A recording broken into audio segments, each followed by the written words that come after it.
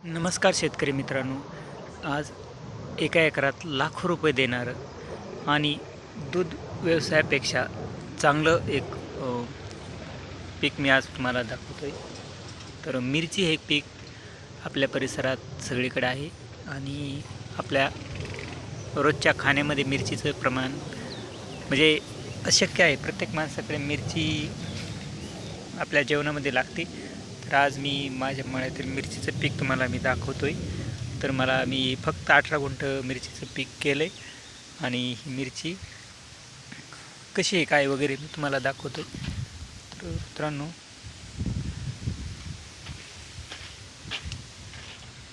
एक फांदी आहे.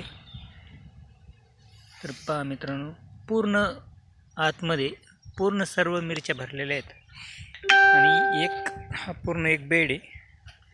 तर लांबी 100 फूट, कमी आहे थोडी 80 फूट.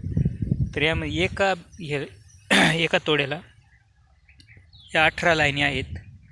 तर मित्रांनो, एका लाईनीला किती मिरची निघत असेल तुम्हाला सांगतो.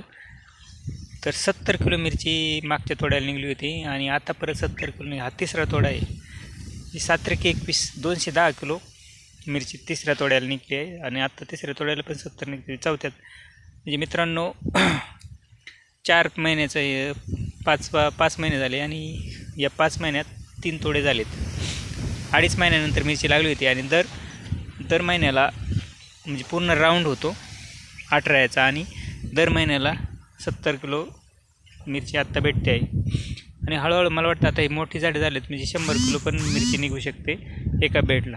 तर 18 म्हणजे 2 क्विंटल मिरची निघते आणि 35-40 रुपये आहे. म्हणजे एका राऊंडला 2 टन आता मिरची निघेल. एका बेडला 100 किलो म्हणजे 70,000 रुपये एका राऊंडला होत आहेत मिरचीचे. फक्त 18 गुंठ आहे आणि आत्तापर्यंत